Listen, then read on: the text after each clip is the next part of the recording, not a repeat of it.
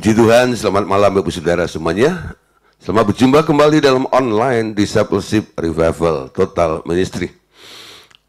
Puji Tuhan, malam hari ini kita akan melanjutkan materi pelajaran kita. Kita masih akan membahas tentang pengakuan iman, ya. Ini bagian yang kedua. Nah, Bapak Saudara, seperti apa yang sudah kita bahas tadi malam, ya, bagaimana bahwa Allah itu sudah melakukan segala sesuatu di dalam kehidupan kita, sehingga kita nggak terus bertalu-talu meminta, ya, tapi memintanya cukup sekali. Setelah itu kita belajar melihat apa yang Tuhan sudah kerjakan, apa yang kita minta, ya, kita akui, kita yakini bahwa Tuhan itu pasti akan menjawabnya. Nah, jawabannya bukan di alam materi awalnya. Jawabannya awalnya di alam roh. Amin. Sama halnya seperti ketika kita dibenarkan dan diselamatkan. Ya. Nah, itu juga karena iman. Kita melihat apa yang Tuhan telah lakukan. Dia membenarkan kita sehingga kita bisa berani berkata bahwa kita adalah orang benar karena kita telah dibenarkan, kita adalah orang yang diselamatkan karena telah terjadi penyelamatan itu. Nah, juga tentang kesembuhan. Oleh bilur-bilurnya kamu telah sembuh. 2000 tahun yang lalu, Tuhan Yesus sudah menyembuhkan kita. Amin. Sudah dikerjakan oleh Tuhan. Dan apa yang sudah dikerjakan oleh Tuhan, sekarang kita tinggal mengakuinya. Bahwa saya sudah sembuh, sekarang saya adalah manusia atau orang yang paling sehat di dunia. Amin. Begitu juga dengan berkat. Efesus 1 ayat 3 katakan segala berkat rohani telah dikaruniakan kepada kita. Amin. Nah, terpujilah Allah Bapa kita Tuhan Yesus Kristus. Dan namanya berkat sudah diberikan. Kalau sudah diberikan, nggak perlu minta. Amin. Tinggal mengakui, kita mendapatkan perkenanan Tuhan, lalu kita bisa mengambil dengan iman. Bahkan Paulus juga katakan bahwa ketika kita mengenal kasih karunia Tuhan melalui Yesus Kristus, Ia, ya, yang oleh karena kamu rela menjadi miskin sekalipun Ia kaya supaya kamu menjadi kaya oleh karena kemiskinannya. Amin. Nah, Bapak Saudara, tentang hal itu sudah kita bahas tadi malam, ya. Oke, sekarang kita melanjutkan bagian yang kedua, saudara. Saudara, ketika kita mengakui, apa yang kita katakan itu ada powernya. Artinya, perkataanmu adalah perkataan yang berkuasa. Amin. Sejak semula, sebenarnya Allah itu telah menaruh kuasa dalam perkataan kepada manusia. Ketika Adam dulu ditaruh di muka bumi, Adam dulu dijadikan Allahnya bumi, bosnya bumi, penguasa bumi. Nah, apa yang Tuhan perintahkan kepada Adam? Adam disuruh memerintah dan menaklukkan bumi, punya otoritas, power and authority, ya. Dengan peralatan apakah Adam menaklukkan bumi? Hanya dengan kuasa perkataan di mulut mereka, saudara. Ya. Itu tandanya orang berkuasa, ngomong jadi. Dulu Adam itu mengelola bumi, khususnya area Taman Eden itu dengan apa? Dengan perkataannya. Begitu juga ketika kita, ya, sebagai orang-orang yang lahir di masa kini menjadi orang perjanjian baru, ketika Tuhan Yesus memulihkan orang percaya, sekarang Tuhan Yesus juga mengembalikan fungsi perkataan manusia sebagai faktor penguasaan di dunia kembali. Yuk kita lihat beberapa ayatnya. Dalam Kejadian 2 ayat 28. Perhatikan saudara. Apa yang dikatakan oleh Tuhan kepada Adam. Ya, ketika Adam diciptakan, lalu Allah memberkati mereka. Lalu Allah berfirman kepada mereka, beranak cuculah dan bertambah banyak, penuhilah bumi dan taklukkanlah itu. Berkuasalah atas ikan-ikan di laut, berkuasalah atas burung-burung di udara, dan atas segala binatang yang merayap di bumi. Jadi perintah pertama adalah untuk beranak pinak. Supaya apa? Supaya bertambah banyak. Supaya bumi itu penuh dengan keturunannya Adam.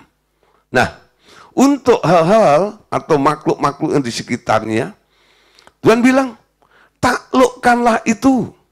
Berkuasalah, baik atas ikan di laut, maupun burung-burung di udara, dan atas segala binatang yang merayap di bumi. Tuh. Nah, saudara, jadi Adam itu diberi kuasa. Untuk apa? Untuk mengatasi segala sesuatu. Dengan apa? Dengan omongan. Katakan sesuatu, maka sesuatu akan berubah. Katakan sesuatu, maka sesuatu akan jadi. Jadi kalau Anda mungkin ada melihat ada sesuatu yang nggak beres gitu ya, Adam nggak usah repot-repot ya, cari montir atau cari tukang gitu untuk memperbaiki, nggak. Dia tinggal ngomong saja, jadi benar, jadi beres. Itu nurut semuanya. Ya, itu nurut semuanya, saudara. Nah, pada waktu itu begitu luar biasa. Sebelum manusia jatuh dalam dosa.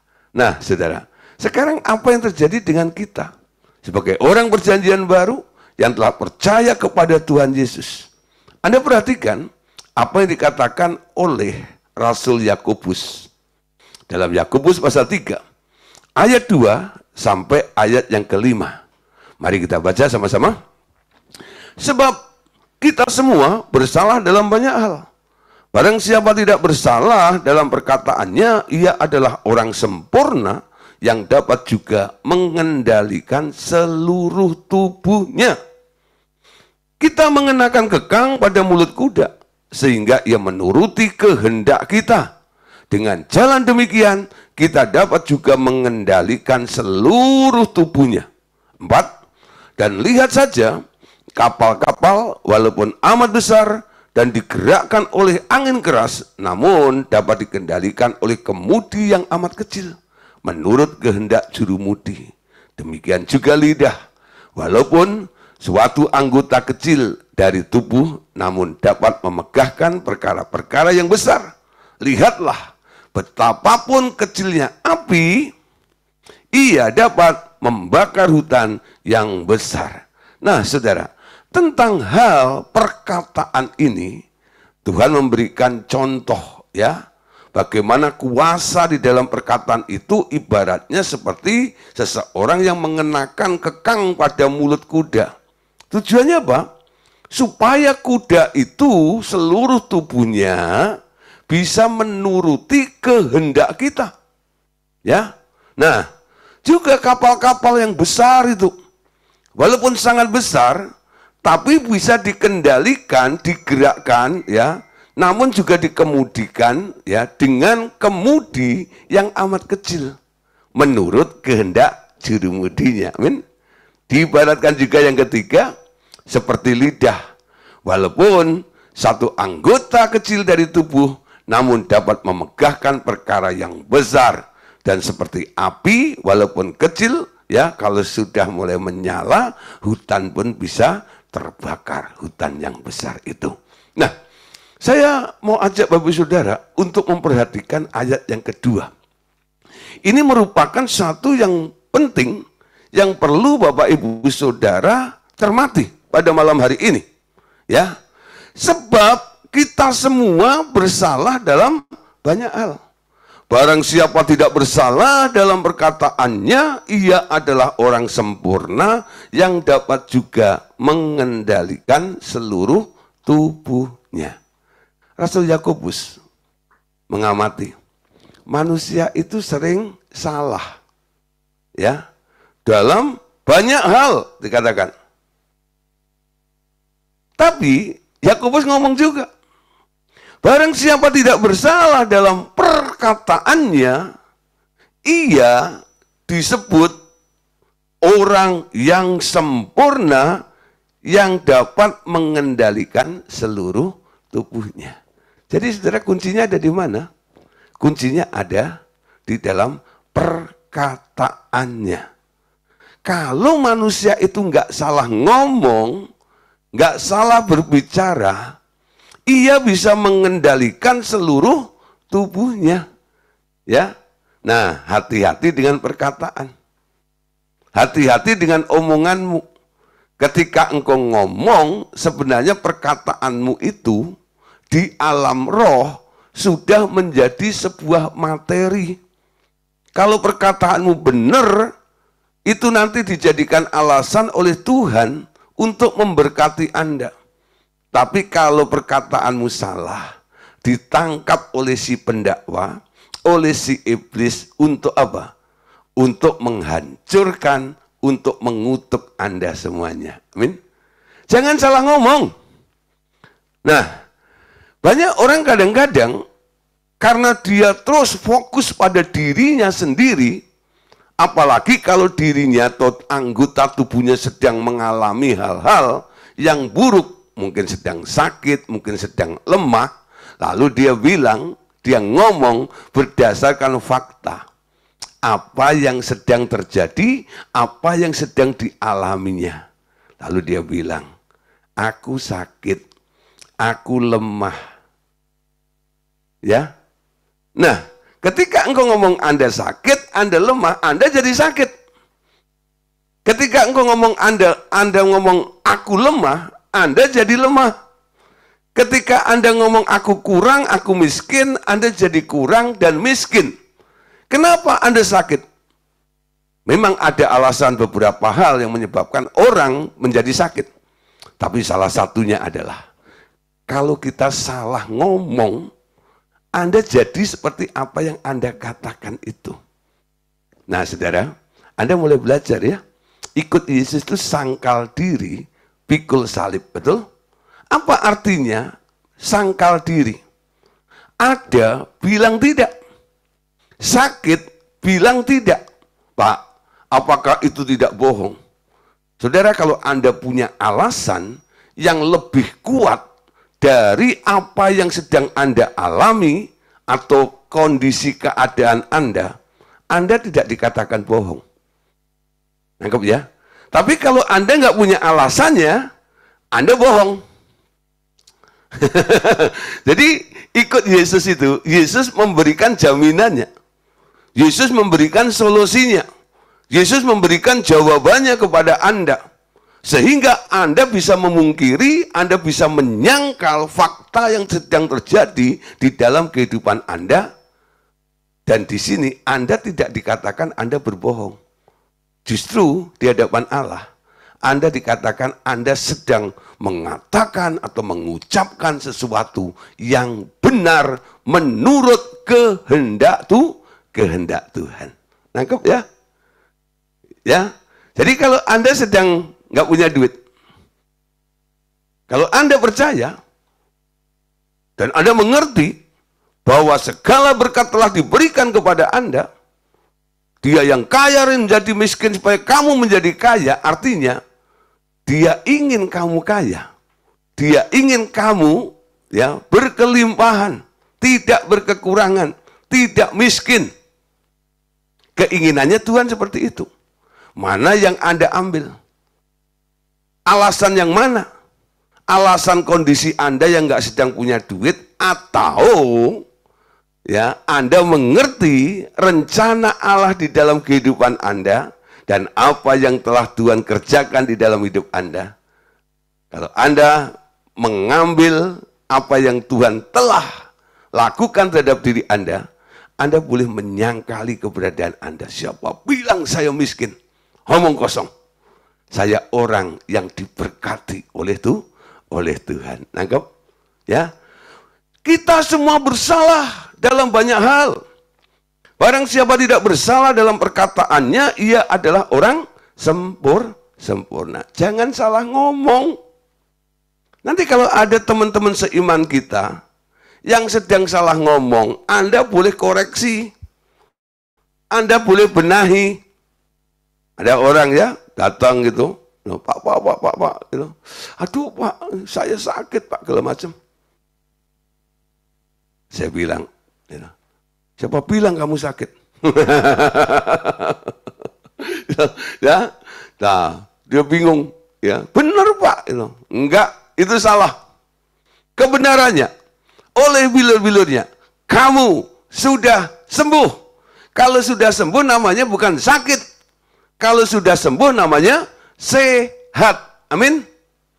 Nah, ada beberapa orang ya yang mau mengungkapkan atau mau cerita gitu loh keadaannya. Tapi dia nggak mau ngomong yang salah. Ya. Tapi dia mau menunjukkan bahwa dia sedang sakit. Lalu ada istilah di RTM ini ya. Kalau orang yang sakit, Pak, saya lagi pura-pura sakit.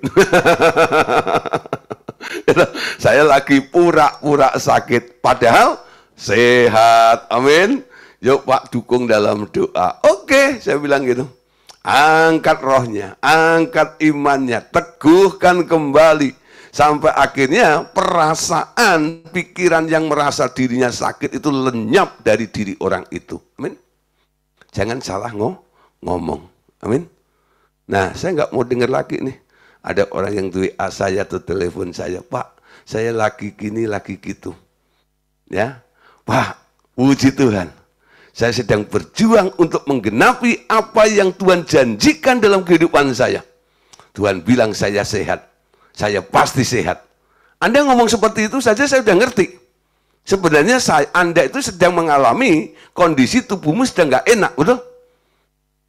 Tapi Anda belajar untuk tidak ngomong salah. Nangkep ya? Ngomong salah. Nah, jadi ini harus dilatih. Jangan terus mengakui apa yang sedang terjadi di dalam diri Anda. Akui apa yang Tuhan kerjakan, lakukan di dalam hidup Anda. Apa yang dikatakan Tuhan itu adalah kebenaran. Amin. Yang terjadi di dalam kehidupanmu yang bertentangan dengan apa yang Tuhan lakukan, kerjakan di dalam hidupmu, itu semua adalah bohong besar. Amin. Itu adalah kebohongan. Amin. Nangkep ya sampai di sini. Oke saudara. Menjadi orang yang mengerti tentang perkataan, ya, artinya punya otoritas atau kuasa, yaitu kuasa kerajaan Allah. Kenapa? Ketika kita dipindahkan ke dalam kerajaan Allah, sebenarnya kita telah dipersatukan dengan Yesus dan segala kuasa di surga dan di bumi yang telah diserahkan kepada Tuhan Yesus. Dengan mau belajar mendengar suara Tuhan, Anda akan dipimpin dan diajar olehnya mengerjakan pekerjaan-pekerjaannya di bumi ini. Amin. Jadi ketika kita dipindahkan ke dalam kerajaan Allah, Anda harus sadar bahwa Anda telah dipersatukan dengan Yesus. Ya. Kita di dalam Yesus, Yesus di dalam Bapa, Bapa di dalam Yesus. Itu ngeblend, menyatu. Amin. Harusnya Anda harus mensinkronkan diri Anda itu. Anda punya pikiran-pikiran Kristus, Anda punya perasaan-perasaannya Kristus. Pikiran Kristus itu pikiran yang positif, bukan hanya sekedar positif. Pikiran Kristus itu adalah pikiran benar, bersifat mutlak atau absolut dalam kehidupan Anda. Betul? Kenapa? Segala sesuatu sumbernya dari Bapa. Bapa yang adalah terang, di dalam Dia tidak pernah ada perubahan, dan yang jahat, yang buruk tidak pernah muncul atau bersumber dari Dia. Amin. Dia hanya melakukan yang baik, dan yang baik untuk Anda dan saya. Ya. Nah, coba baca Matius pasal 28 ayat yang ke-18. Saya suka ayat ini. Yesus mendekati mereka dan berkata, "Kepadaku telah diberikan segala kuasa di surga dan di bumi.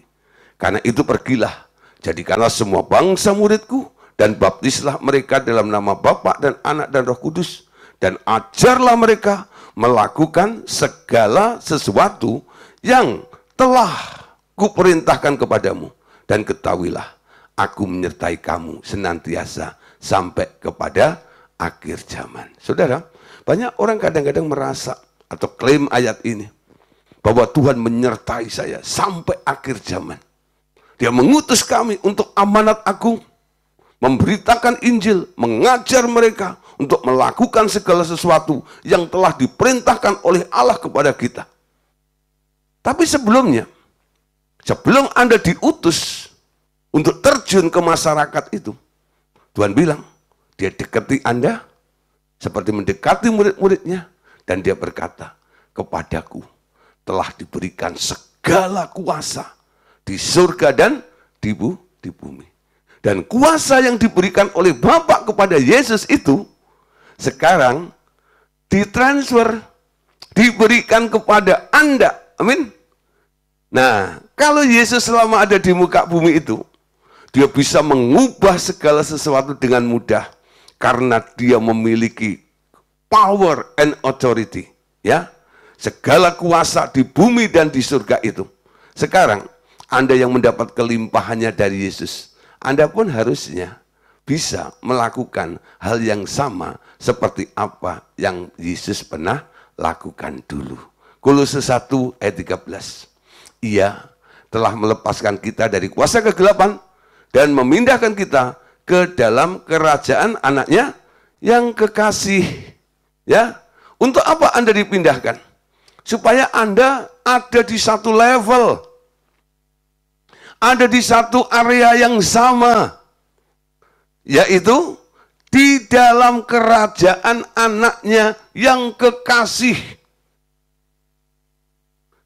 Dari dunia yang penuh dengan kelemahan, dari dunia yang penuh dengan kekurangan ini, ketika Anda percaya, Anda telah dilepaskan dari sistem dunia kegelapan ini, dan dia langsung memindahkan kita ke dalam kerajaan anaknya yang kekasih. Sekarang Anda orang mana? Bukan orang dunia. Sekarang Anda warga negara kerajaan surga. Anda orang surga.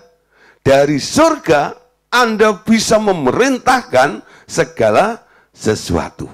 Nah, saudara, karena Anda orang surga, kehadiranmu di muka bumi ini membawa atmosfer kerajaan surga. Apa itu kerajaan surga? 1 Korintus 4 ayat 20. Sebab kerajaan Allah itu bukan terdiri dari perkataan, tapi dari kuasa. Jadi orang yang sudah pindah dalam kerajaan Allah, mereka sekarang bukan omdu, ngomong doang, tapi omongannya akan diikuti dengan perubahan yang terjadi sesuai dengan definisi dari apa yang katakannya. Kalau Anda ngomong jadilah sembuh, orang yang Anda katakan jadilah sembuh itu pasti akan sembuh juga.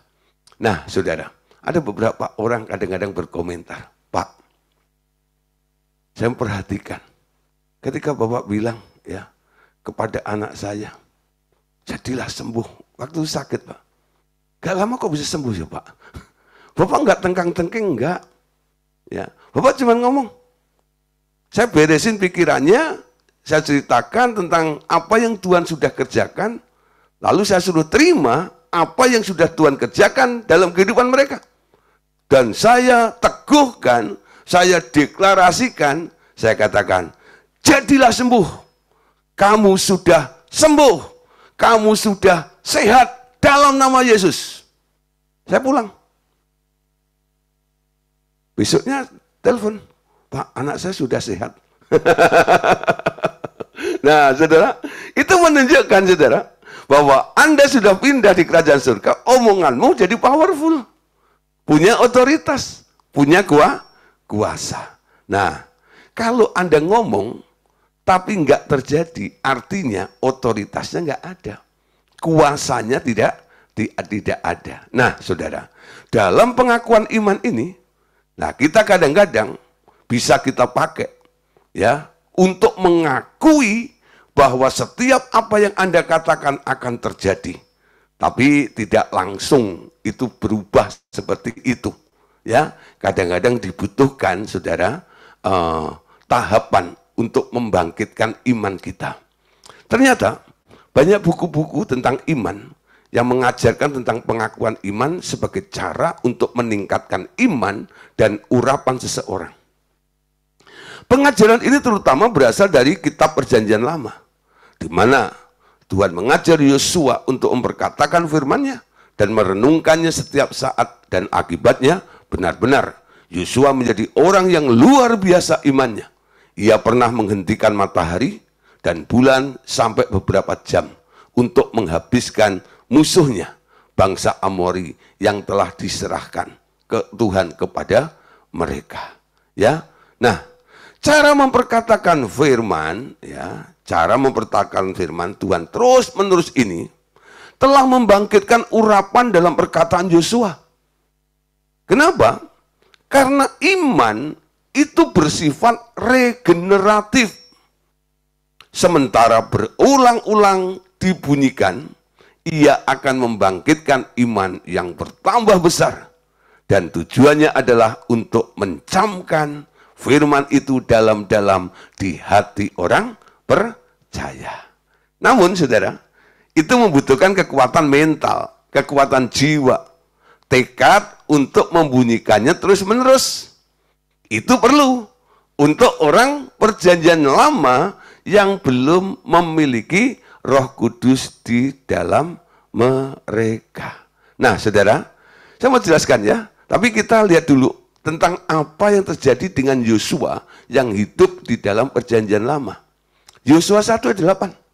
Tuhan katakan kepada Yosua, janganlah engkau lupa memperkatakan kitab Taurat ini. Renungkan itu siang dan malam, supaya engkau bertindak hati-hati sesuai dengan segala yang tertulis di dalamnya. Sebab dengan demikian perjalananmu akan berhasil dan engkau akan beruntung. Memperkatakan firman, ya, memperkatakan kitab itu siang dan malam, direnungkan.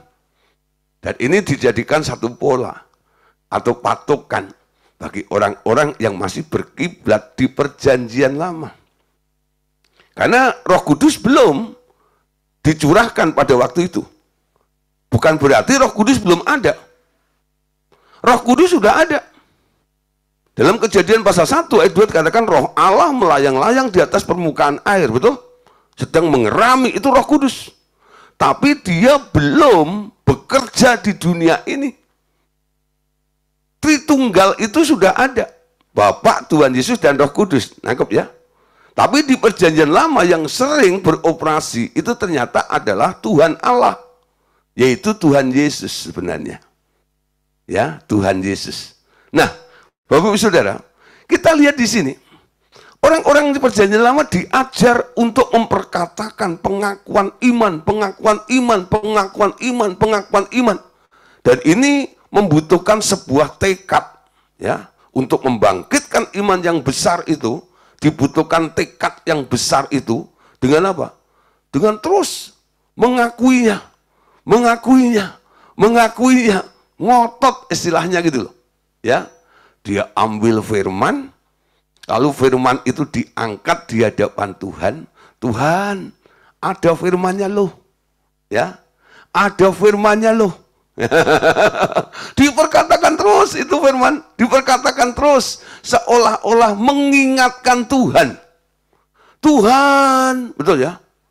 Engkau telah berjanjikan. Nah, diingatkan terus Tuhan, ya. Nah, diulang-ulang tujuannya apa? Supaya firman itu bukan hanya ditunjukkan kepada Allah, tapi dengan diulang-ulang, firman itu akan tertancap dan menguasai hati orang itu. Sehingga semakin hari, orang itu akan mengalami semakin yakin dengan firman itu. Sehingga dia nggak ada kebimbangan, nggak ada keraguan, yang muncul cuma satu pikiran. Pasti jadi, pasti jadi, pasti jadi. Bisa nggak jadi? Bisa.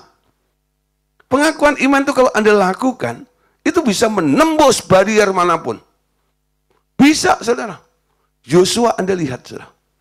Omongannya luar biasa. Dia bisa menghentikan matahari, dia bisa menghentikan bulan, dan sebagainya. Dengan omongannya itu. Ya, berkatakan itu. Tapi kita lihat, saudara, ya, bahwa apa yang diakui, ya, itu sebenarnya adalah sesuatu yang muncul, ya, dari dalam hati orang itu. Amin. Roma 10 ayat 9 contohnya. Sebab jika kamu mengaku dengan mulutmu bahwa Yesus adalah Tuhan dan percaya di dalam hatimu bahwa Allah telah membangkitkan dia dari antara orang mati, maka kamu akan diselamatkan.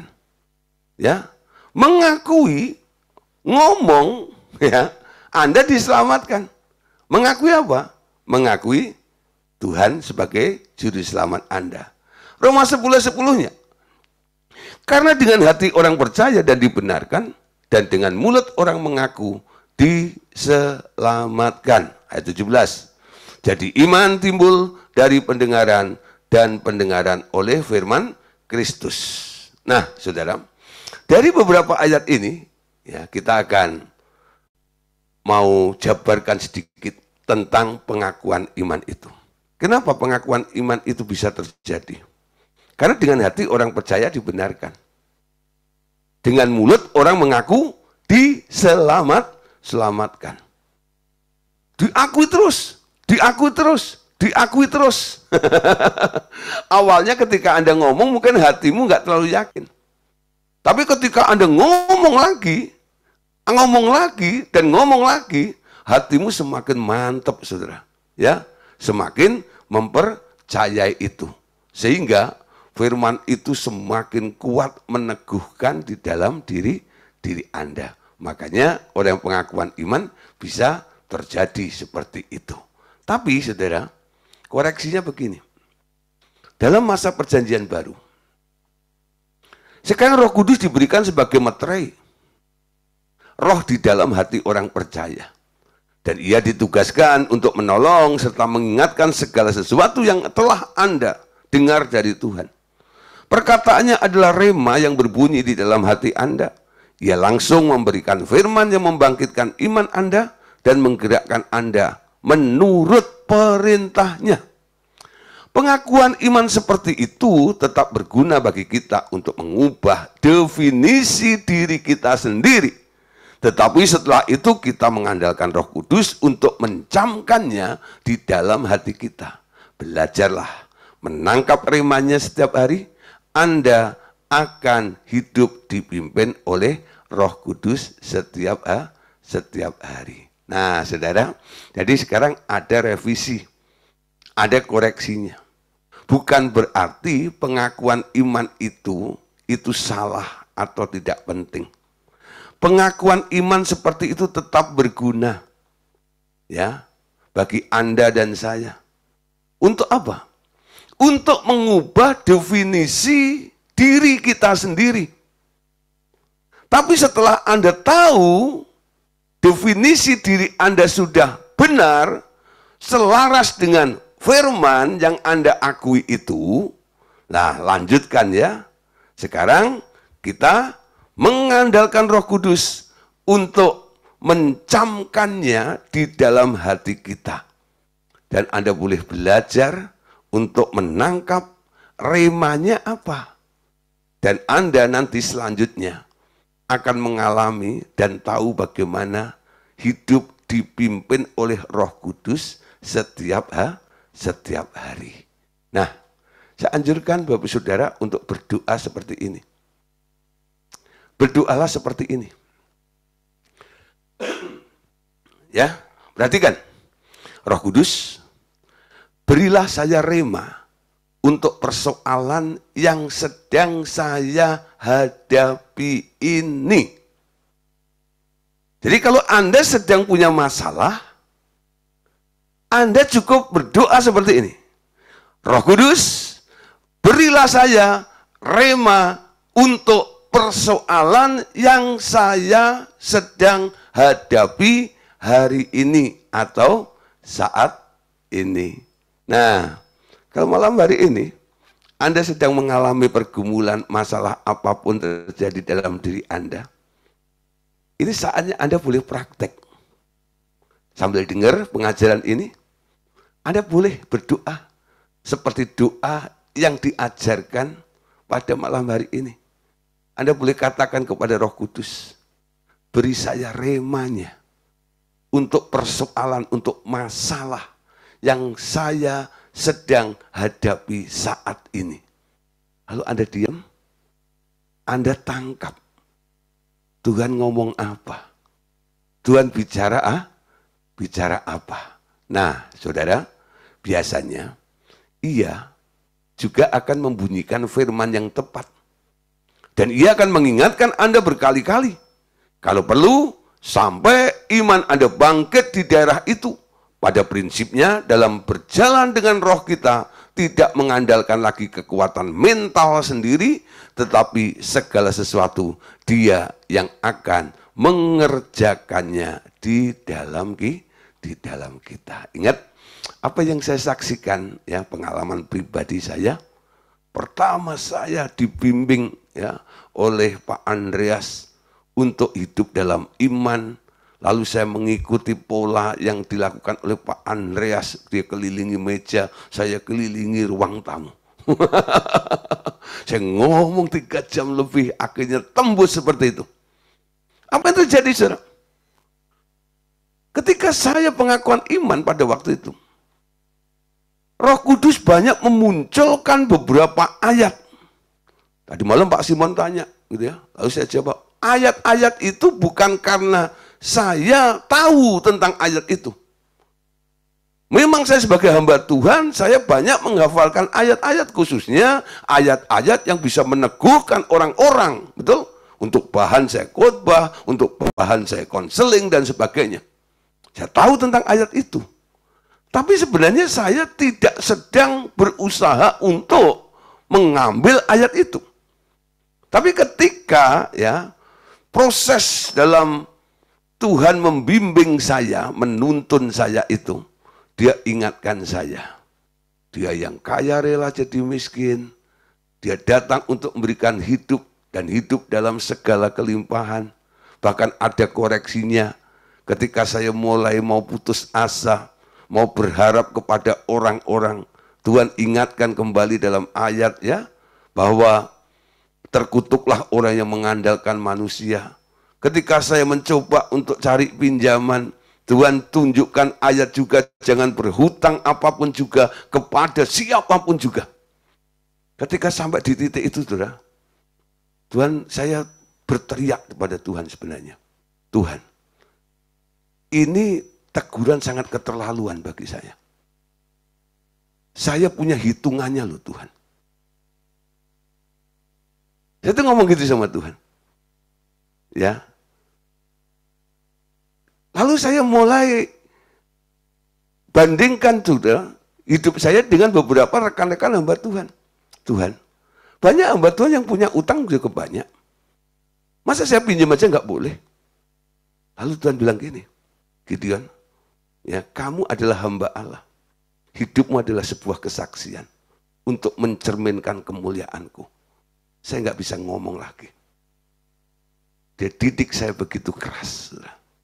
Sampai saat ini, saudara, yang saya takuti, salah satunya, saudara, selain takut akan Tuhan, adalah takut utang, saudara. Ya, dan saya bersyukur, saya orang paling berbahagia di dunia. Bukan karena saya itu orang full gospel. Karena full gospel kan selalu salamnya berbahagia, salam, ya, orang-orang berbahagia di dunia. Nah, saya katakan saya orang berbahagia di dunia karena apa? Saya tidak punya hutang. Amin. Karena apa? Memang saya takut berhutang. Bukan takut nggak bayar, bukan takut nggak bisa bayar. Teguran Tuhan pada waktu itu terus terngiang-ngiang sampai hari ini. Ya, dan saya melihat, saudara, dipimpin oleh Tuhan luar biasa. Bukan berarti saya berkelimpahan dengan banyak harta, tidak. Saya mencoba untuk mencukupkan dengan apa yang ada pada saya. Tapi saya melihat Tuhan tak pernah meninggalkan saya. Nah, berjalan hidup dipimpin oleh Tuhan itu luar biasa. Amin. Nah, ada Roh Kudus di dalam diri Anda. Roh Kudus itu yang akan mengaktifasi, Roh Kudus itu juga yang akan mendorong, Roh Kudus itu juga yang akan menghibur, Roh Kudus itu juga yang akan mengingatkan kepada kita semuanya. Bahkan Roh Kudus juga yang akan mengajarkan segala sesuatu dalam kehidupan kita. Baca Yohanes 14 ayat yang ke-26. Nah, tetapi penghibur, yaitu Roh Kudus, yang akan diutus oleh Bapa dalam namaku, dialah yang akan mengajarkan segala sesuatu kepadamu dan akan mengingatkan kamu akan semua yang telah ku katakan kepadamu. Dia mengingatkan sesuatu, termasuk mengingatkan ayat-ayat yang pernah Anda baca dulu. Untuk apa? Kalau Roh Kudus yang memunculkan, Anda boleh Anda pakai dan Anda anggap itu sebagai rema. Artinya logos itu sekarang sudah berubah menjadi rema. Amin. Ibrani 10 ayat yang ke-15. Dengan Roh Kudus ya juga memberikan kesaksian kepada kita. Sebab setelah ia berfirman, inilah perjanjian yang akan kuadakan dengan mereka sesudah hari-hari itu. Firman Tuhan lagi, aku akan menaruh hukum-hukumku di dalam hati mereka dan menuliskannya di dalam akal budi mereka, dan aku tidak lagi mengingat dosa-dosa dan pelanggaran mereka. Lihat ya, dia akan menaruh hukumnya, ayat-ayat firman itu di dalam hatimu, juga menuliskannya di dalam akal budimu, dan Anda bisa pakai untuk menjadi landasan iman Anda. Filipi 2:12. Saudara-saudaraku yang terkasih, kamu senantiasa taat, karena itu tetaplah kerjakan keselamatanmu dengan takut dan gentar. Bukan saja seperti waktu aku masih hadir, tetapi terlebih sekarang waktu aku tidak hadir. 13. Karena Allah lah yang mengerjakan di dalam kamu baik kemauan maupun pekerjaan menurut kerelaannya. Siapa yang kerja? Allah yang mengerjakannya, baik kemauan maupun apa saja yang Tuhan mau kerjakan dalam kehidupan Anda, menurut kerelaannya. Jadi tangkap, Tuhan rela nggak melakukan ini? Tuhan setuju nggak? Datanglah kerajaanmu, jadilah kehendakmu di bumi seperti di surga.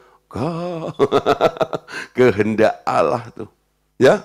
Karena kita mengerti bahwa segala sesuatu itu bisa terjadi karena Allah lah yang mengerjakannya di dalam kita, baik kemauan maupun pekerjaan menurut kerelaannya. Ketika Tuhan rela, ketika Bapak rela, Anda lihat salah satunya, Bapak rela memberikan anaknya supaya kita diselamatkan. Itu kerelaan Bapak, amin. Dia nggak menyayangkan. Yesus pun, dia rela tidak menyayangkan nyawanya sendiri. Dia korbankan dirinya. Itu rela, saudara. Baik Bapak maupun Tuhan Yesus pernah menunjukkan kerelaannya demi apa yang akan terjadi di dalam diri Anda. Dia mengerjakan menurut kerelaannya.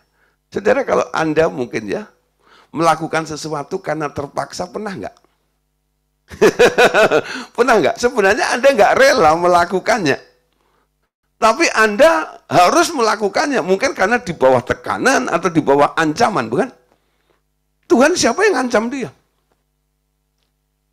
Siapa yang menekan dia? Pastikan saudara, apa yang dinyatakan Roh Kudus itu sumbernya dari Bapa. Karena Bapak sedang rela melakukannya. Kalau apa yang dimunculkan oleh Roh Kudus sumbernya dari Yesus, artinya Yesus sedang rela melakukannya dan mengerjakannya di dalam kehidupan kita. Nangkep ya? Nah, mencari perkenanan Tuhan di sini. Kalau Tuhan yang melakukannya, pasti, saudara, tidak ada yang mustahil. Dengan Roh Kudus memberi Anda rema, tak akan ada yang mustahil bagi Anda mengerjakan perbuatan-perbuatan yang luar biasa. Amin. Nggak ada yang nggak mungkin. Semuanya mungkin bersama dengan Tuhan. Matius 17 ayat 20. Ia berkata kepada mereka, karena kamu kurang percaya, sebab aku berkata kepadamu sesungguhnya, sekiranya kamu mempunyai iman sebesar biji sawi saja, kamu dapat berkata kepada gunung ini, pindah dari tempat ini ke sana, maka gunung ini akan pindah dan takkan ada yang mustahil bagi kamu. Amin.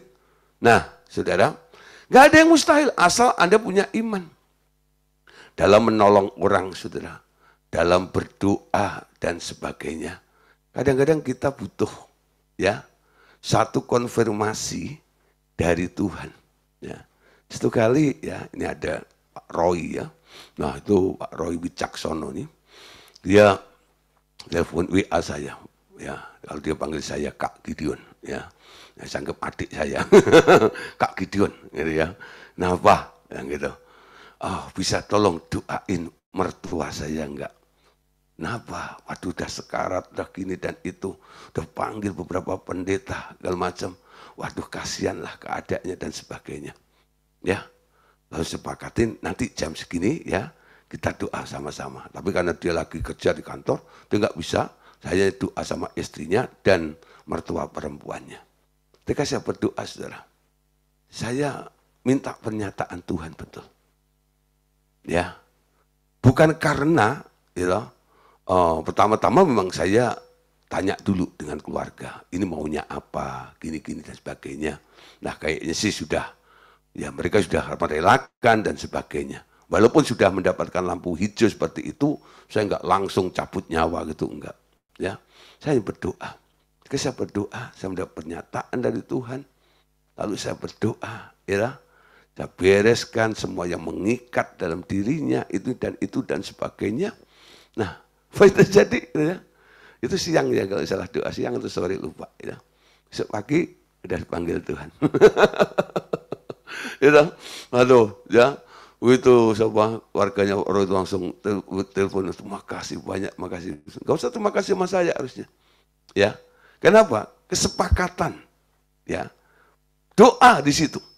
Nah, bukan saya ngomong begini, nanti kalau ada yang sekarat lalu semua berbondong-bondong, ya, WA saya dan telepon saya. Gitu. Saya bukan malaikat pencabut nyawa. Kan perintahnya sebenarnya adalah pergilah, sembuhkanlah orang sakit. Ya. Nah, saudara, tapi kalau tubuhnya memang sudah tidak kuat, kadang-kadang sudah kasihan. Ya. Nah, kita serahkan kepada Tuhan. Cepat gitu loh, seperti itu. Nah, malam hari ini, saudara, saya ajak Bapak Saudara untuk mulai praktek. Ya, karena tadi dikatakan pengakuan iman itu bisa mengubah definisi diri Anda. Ya. Nah, sebelumnya baca dulu Markus 11 ayat 23. Aku berkata kepadamu sesungguhnya barang siapa berkata kepada gunung ini beranjaklah dan tercampaklah ke dalam laut. Asal tidak bimbang hatinya, tetapi percaya bahwa apa yang dikatakannya itu akan terjadi, maka hal itu akan terjadi baginya. Karena itu aku berkata kepadamu, apa saja yang kamu minta dan doakan, percayalah bahwa kamu telah menerimanya, maka hal itu akan diberikan kepadamu. Nah, saudara, sekarang saya ajak saudara untuk praktek untuk mengubah definisi diri. Ya, coba ucapkan pengakuan iman di bawah ini dengan suara keras. Lalu tiap kalimat ya, lalu tiap kali minta Roh Kudus menolong Anda dengan memberi rema yang tepat di hati Anda. Buatlah sendiri kalimat-kalimat semacam ini ya. Seperti contoh ini mungkin Anda bisa bikin kalimatnya sendiri menurut kebutuhan Anda. Nah, contoh gini ya, yang pertama. Coba ya, baca sama-sama ya, yang bisa lihat ya. Coba katakan bersama dengan saya. 1, 2, 3. Aku adalah anak Allah. Duduk di sebelah kanan Allah Bapa bersama Tuhan Yesus dan Roh Kudus. Nah, Anda sedang melakukan pengubahan definisi diri Anda. Kadang-kadang Anda merasa, wah aku ini orang dunia. Ya. Sekarang Tuhan memberikan posisi Anda sebagai anak Allah, sebagai keluarga Allah, diberi posisi duduk di sebelah kanan Allah Bapa bersama dengan Tuhan Yesus dan Roh Kudus. Setelah Anda ngomong seperti itu, ya, Anda diam sebentar, lalu minta rema. Tuhan, remanya apa? Anda tarik diri Anda. Anda sangkali keberadaan Anda yang sekarang ini. Anda sekarang mengakui bahwa Anda adalah anak Allah. Amin. Kemarin saya di gereja, ya, khotbah di gerejanya Pak Yoel dan Pak Simon itu. Nah, salah satunya saya ajak mereka untuk mendeklarasikan bahwa saya bukan manusia, tapi saya adalah anak Allah.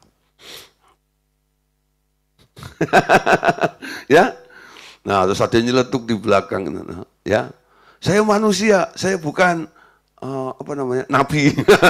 Itu lagi istilah lagi keren hari-hari ini katanya, ya. Kata anak saya bilang, Pak, itu ya waktu pulang itu yang dibilangin sama orang-orang di belakang itu lagi ngetren hari ini, ya. Saya manusia bukan nabi. Gitu. Nah, mereka slogannya masih mengakui bahwa mereka itu manusia. Ya, kebenarannya saudara, Anda sudah diubah, bukan manusia lagi. Anda sekarang adalah anak Allah, amin. Yang duduk di sebelah kanan Allah Bapa bersama dengan Tuhan Yesus dan Roh Kudus. Ngomong gitu tok nggak cukup. Minta peneguhannya, minta remanya, amin. Nah, rema itu macam-macam. Nggak melulu mesti muncul ayat. Ada orang yang saya bimbing untuk mengubah definisi dirinya, lalu saya katakan, yuk ikutin saya. Siapa bilang saya manusia? Saya anak Allah, duduk di sebelah kanan Allah Bapa bersama dengan Tuhan Yesus dan Roh Kudus. Sekarang kamu minta remanya. Dia diam berapa menit, gitu. Lalu dia bilang, Pak, sudah dapat. Saya pikir dia akan kutip beberapa ayat. Ternyata enggak. Dia bilang, Pak, saya melihat, Pak, ya, di surga itu, gitu ya. Jadi ada vision, saudara. Ya, saya melihat Bapak. Yesus bersama dengan Bapak. Dan ada satu tahta. Memang ada seperti di Alkitab. Dia cerita, dia melihat seperti itu. Dan banyak orang yang didudukkan di situ, Pak. Mereka yang percaya kepada termasuk saya, Pak. Nah, saya bilang, itu rema buat kamu. Ya, sehingga pengakuanmu menjadi kuat karena ada remanya, ada alasannya. Walaupun tubuh fisikmu masih di bumi, Anda masih suka kue tiaw, Anda masih suka bakpao, gitu. Anda masih suka nasi pecel kayak manusia yang lainnya. Tapi engkau adalah anak Allah, gitu. Apalagi Bu Nastiti suka gudeg, ya. Tapi walaupun suka gudeg, Bu Nastiti itu anak Allah, amin. Nah, orang di Bogor suka roti unyil, walaupun suka roti unyil, bukan usrok. Anak Allah juga, amin. Nah, nggak peduli, saudara. Anda masih makan kayak manusia biasa. Betul ya? Tapi Anda punya status yang baru. Statusmu adalah anak Allah, amin. Nah, tempatmu bukan di bumi. Anda warga negara kerajaan surga. Ya, dulu saudara untuk memperkuat saudara tentang pengakuan ini. Kadang-kadang saya deklarasikan saudara. Lah terlek saudara. Ketemu orang itu ditanya. Nah, Pak Gideon dari mana? Saya bilang saya dari surga. Bikin heboh pernah. Saya lagi pergi ke Toraja bersama dengan Pak Andreas, Bu Dorcas Daud, Pak Daud, lalu saya 4 orang. Dari ujung pandang itu kami rencananya itu berapa hari itu? 5 hari Toraja. Ya, Toraja. Nah, di situ disambut pendeta-pendeta. Lah, yang pertama disambut Pak Andreas. Lalu Pak, Bapak dari mana? Dari Bandung. Lalu Bu Daud di bawah belakangnya. Ini dari mana? Oh, saya dari Bandung. Lalu Pak Daud belakangnya. Ini siapa? Ini saya suaminya Bu Daud. Saya dari Bandung. Nah, ini yang masih muda, imut-imut ini dari mana? Waktu itu saya masih 22 tahun. 22 atau 23 tahun. Masih imut-imut gitu ya. Nah, saya bawa tasnya Pak Andreas sama bawa tas saya gitu ya. Nah, ini dari mana? Gitu. Saya kan harusnya ngomong dari Jakarta kan. Saya bilang, saya dari surga. Ketika saya ngomong gitu, mata pendeta semua itu melotot. Saudara. Yang benar Pak. Sampai akhirnya ribut, saudara. Gitu. Ya, yang benar sambil dia memperhatiin kaki saya masih napak atau enggak itu. Masih napak di bumi gitu ya. Orang surga. Melihat ribut-ribut seperti itu Pak Andreas menengahin. Ada apa nih? Ini loh Pak, anak buah Bapak itu bilang katanya dari surga. Pak Andreas ketawa. Kayak ngomong tak cara apa? Ketawa Pak Andreas gayanya gitu. Gitu ya. Nah, apa yang dikatakan sama Gideon itu 100% betul. Gideon dari surga. Menurut itu bapak-bapak pendeta semakin bingung. Hah? Model gini dari surga? Nah, kalau bapak-bapak pengen tahu tentang pengertian ini, nanti malam ikut seminar ya. Lalu Pak Andreas khotbah tentang posisi anak Allah. Nah saudara, kenapa saya lakukan itu? Karena saya sedang memperkuat iman saya. Ya, ini bukan keren-kerenan. Enggak. Kenapa? Saya kadang-kadang masih bimbang. Nah, untuk meneguhkannya itu saya mencoba untuk mendeklarasikan, mengakui di depan umum bahwa saya dari surga. Ya. Nah, ini sebenarnya juga karena dampak. Kalau KPP, setiap KPP itu saya selalu dijadikan kelinci percobaan sama Pak Andreas. Ya. Saya diundang ke depan, pura-puranya saya itu orang yang belum lahir baru, ya, untuk praktek. Nah, lalu saya ya pokoknya suruh ngomong agak bodoh-bodoh lah sedikit gitu ya. Nah, kan dilurusin sama Pak Andreas. Diteguhkan sama Pak Andreas. Kamu dari surga, orang surga, bukan orang bumi, bukan manusia, anak Allah. Gitu ya. Nah, itu 1 tahun tuh kadang-kadang, saudara, KPP itu kan ada sampai 4 atau 6 kali ya. Jadi pasti saya diundang untuk lahir baru lagi, lahir baru lagi. Dan itu berjalan bertahun-tahun. Nah, walaupun sudah dipraktikkan kayak gitu, saya masih kadang-kadang bimbang, saudara. Ternyata malam hari ini, ya, yang lebih mudah adalah ketika engkau sedang membenahi definisi dirimu dengan apa yang sedang Anda akui, minta remanya dari Tuhan. Sehingga ketika orang tanya, betulkah engkau anak Allah? Betulkah engkau dari surga duduk bersama dengan Tuhan di sana? Anda bisa jawab, kata Tuhan. Amin. Kalau Tuhan mengatakan, meneguhkannya menurut ayatnya, Anda boleh kutip ayat itu. Tapi kalau berdasarkan pengalaman Anda, remanya adalah penglihatan vision Anda boleh bilang, aku melihat, aku sudah ada di surga dalam penglihatan itu, dan sebagainya. Amin. Nah, berikutnya saudara, ya, selain tentang anak Allah, posisi duduk di sebelah kanan Allah Bapa. Nah, yang kedua, roh yang di dalamku lebih besar dari segala roh yang ada di dalam dunia ini. Siapa di sini suka nervous? Siapa di sini suka ketakutan? Nah, apa sih yang membuat Anda takut? Wah, ada genderuwo, you know?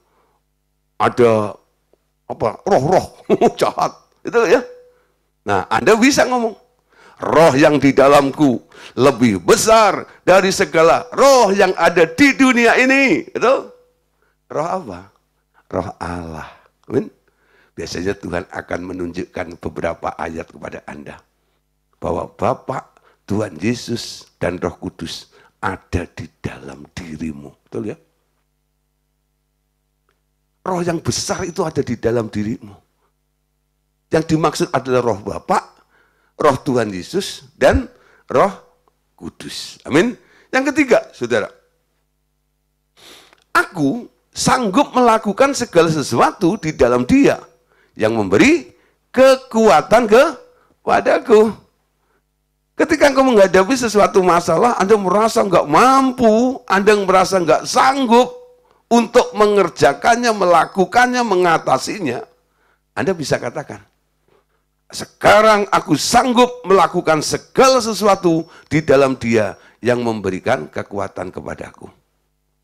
Kalau Tuhan memunculkan ayatnya, Dia kasih ayatnya, Allahku sanggup memenuhi segala kebutuhanku menurut kekayaan dan kemuliaannya di dalam Dia. Amin.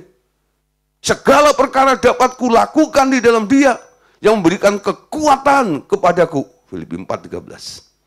Ya, dan 19 tadi. Nah, yang keempat, saudara. Kalau Anda terus dalam keadaan kekurangan atau miskin, Anda bisa berkata, aku adalah anak berkat.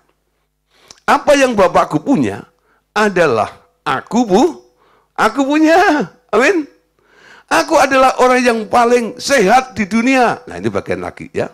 Nah, berkat. Jadi Anda bisa bilang, segala berkat telah diberikan kepadaku. Anda anak berkat. Pabrik berkat ada di dalam diriku. Kapan saja Bapak bisa produksi. Aku tak pernah kekurangan. Nah, tadi yang kelima dikatakan bahwa aku adalah orang yang paling sehat di dunia. Kalau Anda sedang swak, ya sakit-sakitan terus gitu, Anda bilang, siapa bilang aku swak? Aku orang paling sehat di dunia karena Tuhan Yesus telah menyembuhkan saya. Amin. Nah, saudara, terus berikutnya. Banyak ya untuk mengubah definisi Anda yang salah. Aku adalah orang yang paling sabar dan ramah di dunia. Kalau Anda memang orang yang suka sering marah-marah ya, dan suka ngedumel dan sebagainya, mencaci orang lain dan sebagainya, untuk mengubah definisi Anda mulai katakan, siapa bilang aku suka jengkel sama orang? Aku ini orang paling sabar di dunia.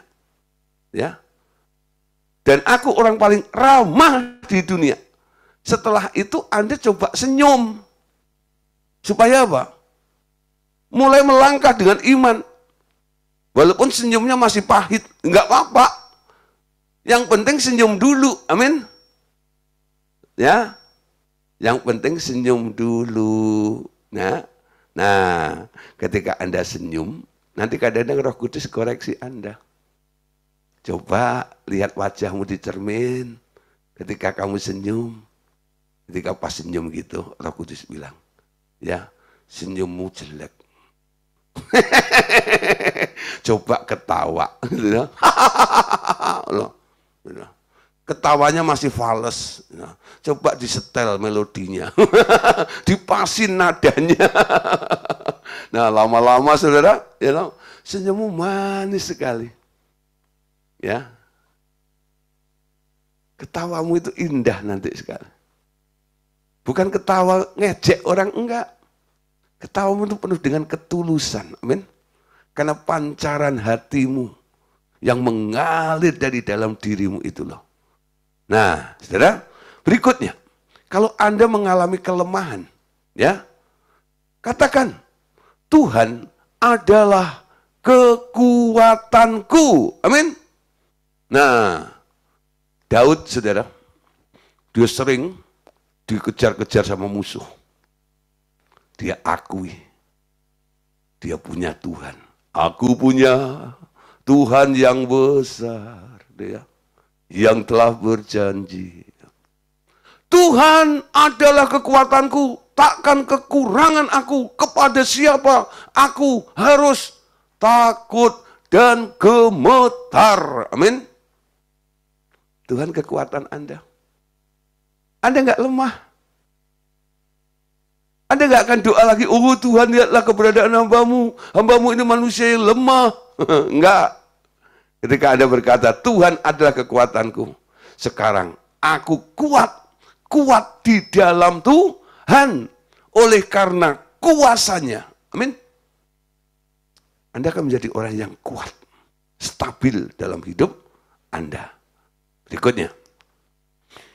Nah, kalau Anda merasa Anda itu sangat hina, Anda bisa katakan kemuliaan Allah menyelubungi aku. Hidupmu akan penuh dengan kemuliaan nanti. Ada beberapa ayat yang akan dimunculkan juga. Bahwa Bapa telah memberikan kemuliaan kepada Yesus. Dan Yesus memberikan kemuliaan itu juga kepada murid-muridnya. Terus, Allah Bapa, Allah Anak, dan Allah Roh Kudus ada di dalamku. Ya. Nah, Allah Bapa, Allah Anak, dan Roh Kudus ada di dalamku. Sadar tiap hari. Anda nggak sendiri. Betul? Ada yang menyertai Anda. Ada Bapa, ada Tuhan Yesus, ada Roh Kudus. Terus ada satu murid, ya. Sampai dijuluki sama teman-teman, namanya Agus, ya. Sampai dibilang Agus Yesus. Ya, tahu ya. Nah, itu ya. Itu kalau ditanya, Agus, kamu tadi ke sini sama siapa? Dia sendiri sudah dari Pasar Minggu dia. Nah, nyampe ke Metro Permata, ke sekretariat, dia datang setia banget. Hari Rabu ikut kelas pemuridan, hari Minggu ya ikut acara fellowship kami.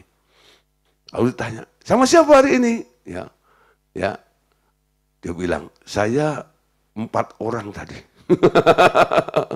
Mana temannya? Nah, masa kamu nggak lihat? Nah, saya bersama dengan Bapa, Tuhan Yesus, dan Roh Kudus. Ya. Dan itu tidak hanya dia ngomong di kelompok kami aja. Ketika dia pergi ke Madiun, ya. Nah, di sana sudah ditanya sama orang Madiun. Sama siapa sini? Oh, saya 4 orang. Dicari nggak ada. Ya. Mana temannya? Loh, Bapak nggak lihat ya? Saya sama Bapak, Tuhan Yesus, dan Roh Kudus. Nah, dari Madiun dia pindah ke Jogja. Ketemu sama Bu Foni, sama Pak Cokir juga. Ditanya sini sama Pak Cokir. Nah, sebelumnya Pak Cokir telepon saya. Bilang, ini muridmu ada di sini. Oh iya, oke, ya, tolong terima, saya bilang. Ya. Nah, akhirnya ditanya sama siapa? Sama Bapak, Tuhan Yesus, dan Roh Kudus. Nah, saudara, keren bukan? Nah, nggak pernah merasa sendiri. Ya, kamu ngomong cucu sama siapa? Nggak sendiri, betul? Tak pernah sendiri, tak pernah ditinggalkan. Amin. Dia ada senantiasa bersama dengan kita. Siapa itu? Bapak, Tuhan Yesus, dan Roh Kudus. Keren ya? Kita ini orang yang luar biasa. Bapak, Tuhan Yesus, dan Roh Kudus mau tinggal di dalam diri Anda. Nah, bagian terakhir, saudara, untuk pembenahan definisi diri. Aku mendengar suara gembalaku di dalam hatiku. Nah, ini untuk mengubah definisi dari orang-orang yang selalu kalau diajak, diajar tentang mendengar suara Tuhan, selalu bilang, Pak, saya itu nggak bisa dengar suara Tuhan. Alias budak. Nggak bisa dengar suara Tuhan, betul ya? Tolong Pak, kalau Bapak dengar apa yang dikatakan Tuhan tentang saya, sampaikan kepada saya ya. Nah, diajar untuk dengar suara Tuhan, selalu nggak bilang nggak bisa. Nggak bisa, saya bukan nabi. Di sini nggak ada. Amin. Kalau sampai masih ada, ya, mulai benahi definisi diri Anda. Anda bukan orang yang nggak bisa dengar suara Tuhan.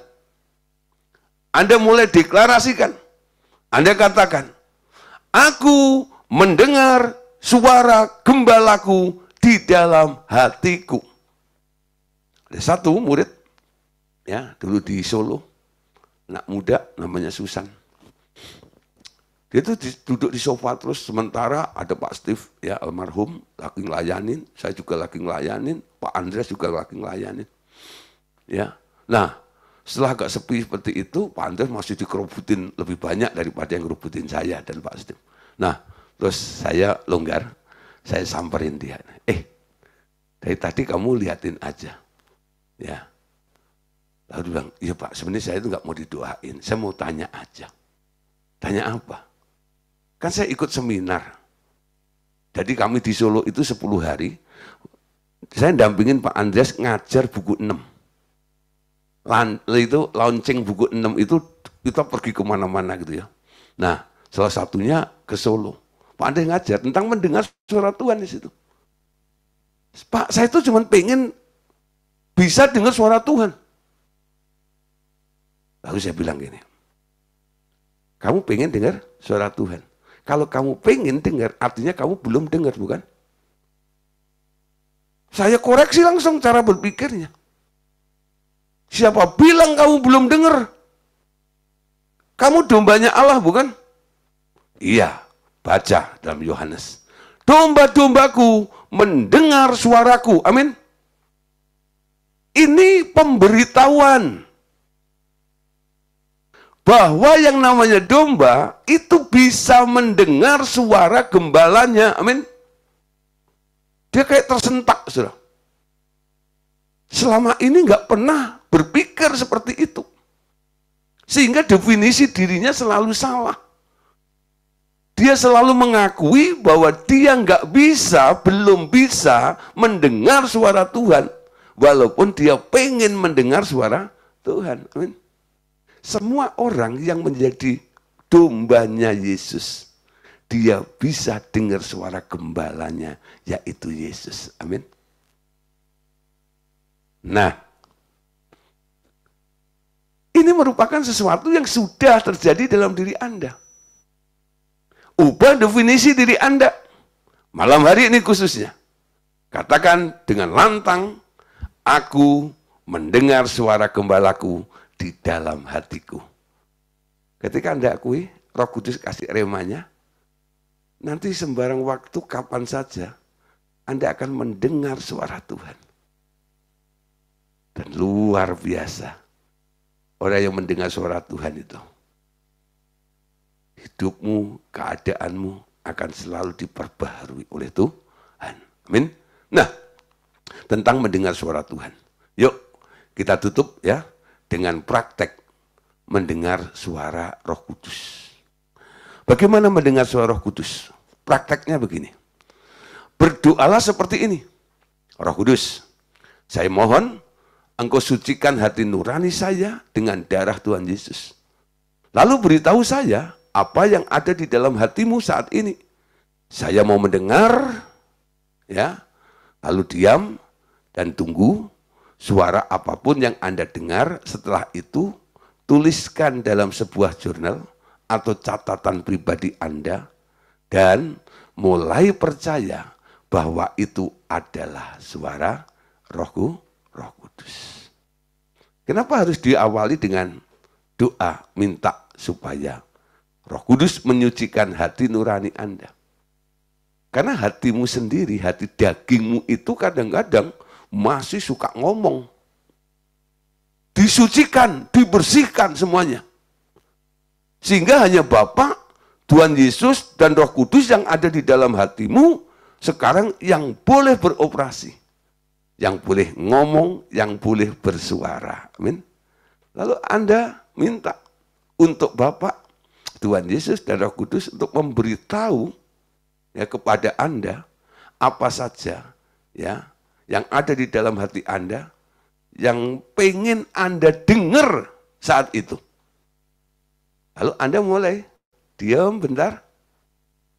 Anda tangkap sesuatu sekarang dengan iman. Tulis saja dulu. Ya.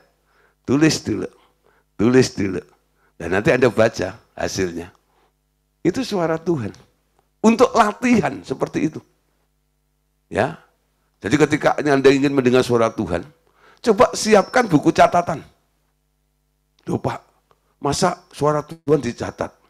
Saudara, Alkitab yang Anda baca itu, dari Kejadian sampai Wahyu, itu dicatat oleh nabi-nabi yang mendengar suara Tuhan, bukan? Boleh nggak? Boleh.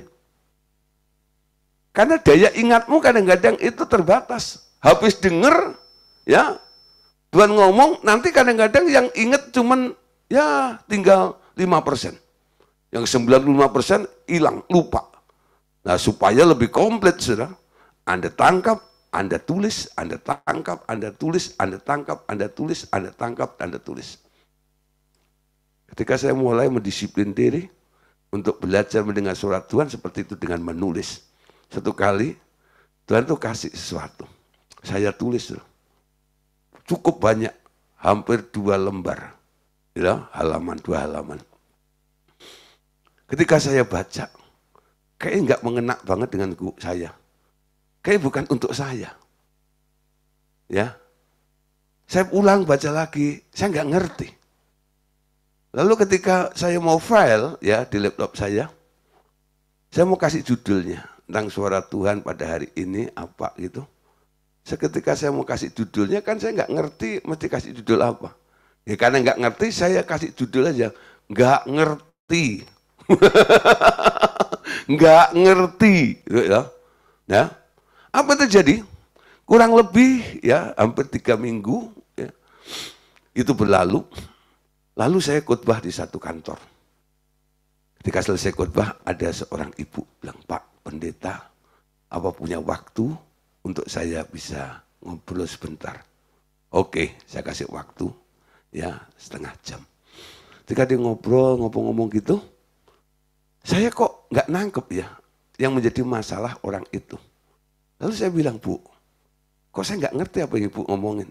Itu WL tadi itu ya, yang mimpin ujian di persekutuan itu tuh bilang, Pak Gideon, Ibu tadi udah cukup jelas loh ngomongnya, kok Bapak nggak nangkep? Kok nggak ngerti? Saya juga bingung gitu macam. Nah, yang punya perusahaan di situ juga bilang gitu. Nah, Pak Darsono itu bilang gitu. Itu cukup jelas loh si ibu ini tadi ngomong, kok Pak Gideon nggak ngerti loh. Nah, ketika kata nggak ngerti itu diucapkan berkali-kali, Roh Kudus itu mengingatkan saya lagi. Jawabannya adalah nggak ngerti. Dan nggak ngerti itu ada di laptop saya. Nangkep ya? Judul yang nggak ngerti tadi itu ternyata didengungkan, diucapkan oleh WL, diucapkan oleh pemilik perusahaan itu, dan saya sendiri, betul? Aku kok nggak ngerti, ya? WL-nya bilang, kok kamu nggak ngerti? nggak ngerti. Akhirnya saya bilang sama ibu, Bu, ya, karena saya nggak ngerti mesti jawab apa. Ya, tapi saya punya pengalaman, Bu. Saya pernah chatting dengan Tuhan, dan saya kasih judul nggak ngerti. Semoga ini bermanfaat bagi ibu. Akhirnya saya buka file itu, saya suruh baca. Ketika dia baca, dia nangis dulu. Pak, ini gue banget, katanya. Boleh nggak Pak di print out? Silakan. Akhirnya di print. Makanya saya tahu 2 lembar tadi itu. Ya. Nah, di print. Setelah di print selesai, saya delete. Karena apa? Udah selesai.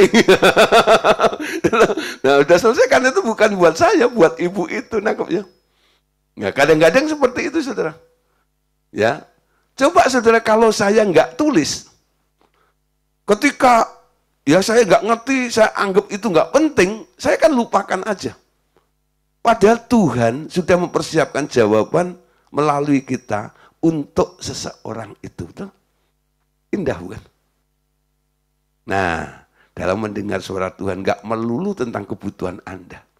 Kadang-kadang Anda dipakai ya oleh Tuhan untuk menangkap isi hati Tuhan yang harus Anda sampaikan kepada orang lain, sehingga orang lain boleh mendapatkan kekuatan, penghiburan di dalam Tuhan. Amin. Wow, luar biasa ya. Oke, Bapak Saudara, tentang pengakuan iman sudah selesai ya. Wis rampung ya. Finish malam hari ini. Nah, Besok kita akan lanjut tema berikutnya, yaitu tentang otoritas anak Allah. Wow, otoritas anak Allah. God bless you. Tuhan Yesus memberkati kita semuanya. Amin.